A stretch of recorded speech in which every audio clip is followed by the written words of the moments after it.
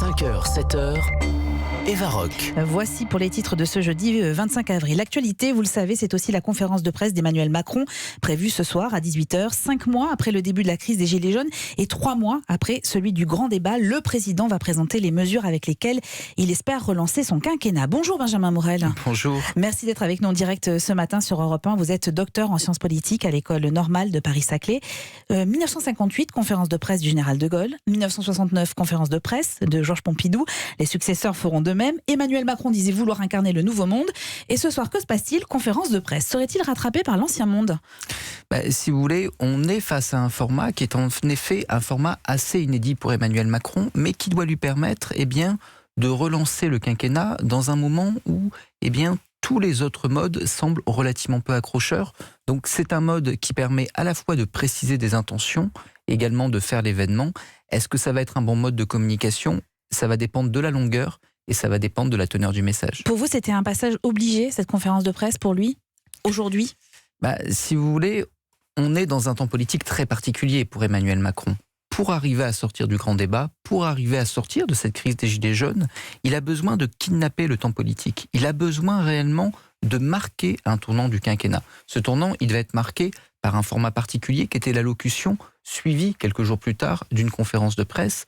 Malheureusement, ce moment de rupture que devait être l'allocution a été éclipsé par Notre-Dame, les annonces ont fuité. Donc à partir de là, il faut quand même essayer de marquer ce temps politique en revenant sur ce format de la conférence de presse et en essayant de faire du nouveau avec du vieux. En fait. Oui, c'est un peu ça. Mais est-ce que cette conférence de presse, elle était si nécessaire que ça, alors que beaucoup des mesures qui devaient être annoncées la semaine dernière ont fini, donc, comme vous le disiez, par fuiter?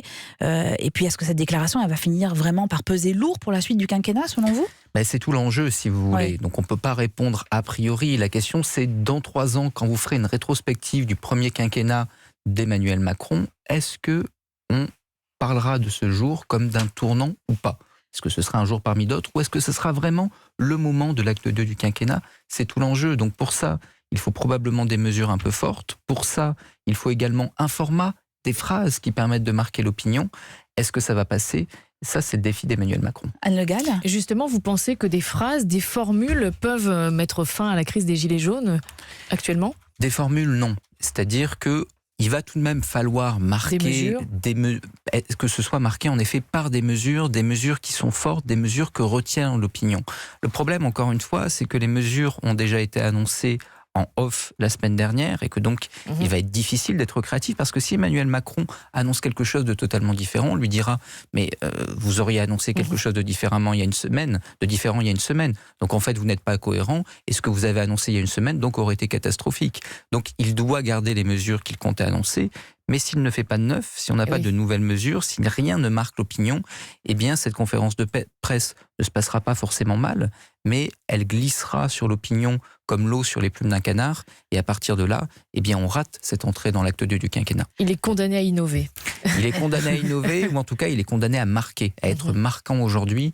Et ça va être relativement difficile parce qu'on voit que l'opinion, quand même, dans les enquêtes d'opinion, décroche un peu de cette affaire du grand débat, qu'elle est beaucoup moins en attente des annonces qui vont être faites et qu'à partir de là, il faut justement arriver à s'imposer entre le temps Notre-Dame, entre le temps des européennes, dans une actualité qui est chargée et qui n'est plus tout à fait, avec une opinion qui n'est plus tout à fait en disponibilité pour entendre ces annonces, en tout cas pas autant qu'elle ne l'était il y a 2 semaines. Alors, une des mesures annoncées devrait concerner le travailler plus.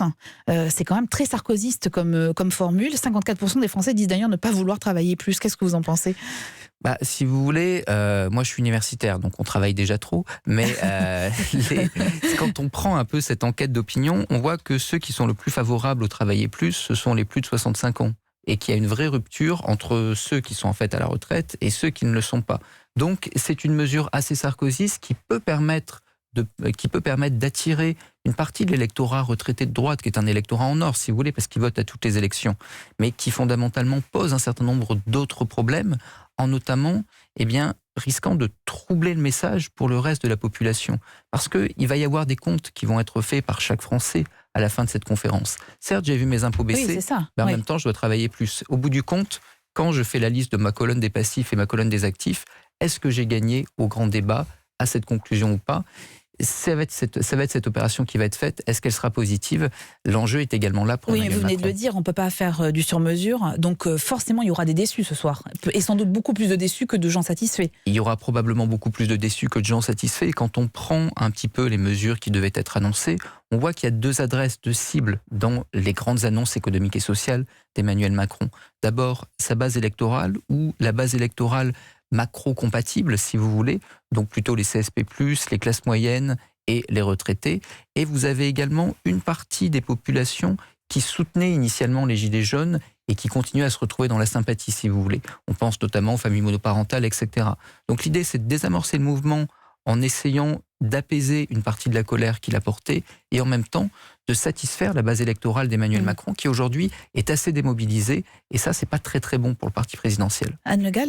Autre mesure évoquée, la suppression de l'ENA, l'École nationale d'administration. Vous êtes surpris par le fait que cette institution cristallise autant ?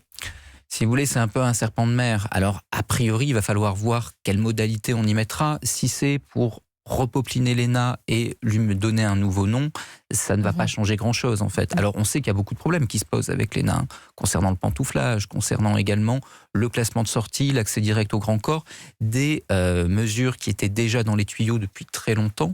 Si jamais on se contente de les appliquer, ce qui est bien, et de changer de nom, pourquoi pas.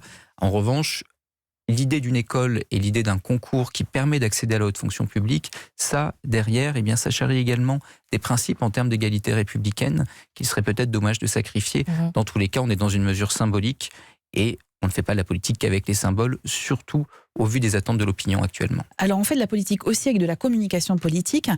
Pendant la campagne présidentielle de 2017 et jusqu'à l'investiture, on a eu l'impression qu'Emmanuel Macron faisait quand même figure de champion de la com politique. Et puis patatras, l'affaire Benalla, les gilets jaunes, des petites phrases provocatrices.